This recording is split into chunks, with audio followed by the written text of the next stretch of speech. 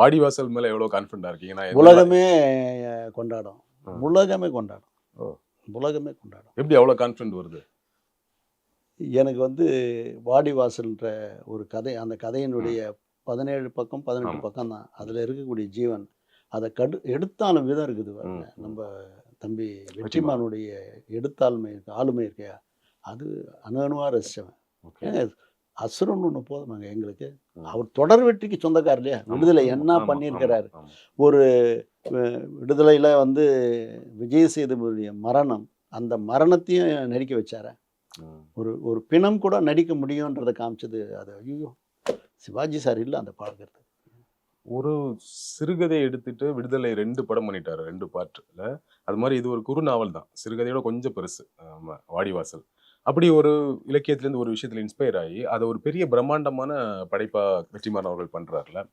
அதை பார்க்கும் பொழுது நீங்க நிறைய கிரியேட்டரை பார்த்துட்டு வந்திருக்கீங்க, மகேந்திரன் சார்ல இருந்து ஆரம்பிச்சு எவ்வளவு பேரை பார்த்துட்டு வரீங்களா? என்ன இன்னைக்கு இருக்க வெற்றிமாறன் உட்பட இன்னைக்கு இருக்கக்கூடிய கிரியேட்டர்ஸ் கிட்ட இருக்கக்கூடிய ஒரு பெரிய டெடிகேஷன் தான். நீங்க போய் வெற்றிமாறன் தம்பி எப்பனாலும் பாருங்க, ஏதாவது ஒரு புக் படிச்சு நிற்பார், இல்லைன்னா ஏதாவது எடிட்டிங்ல இருப்பார்.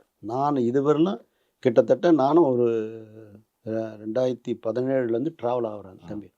எந்த நேரமும் சினிமா தான், எந்த வித கிளேசமும் கிடையாது, தெளிந்த நீரோடை மாதிரி இருக்கார்.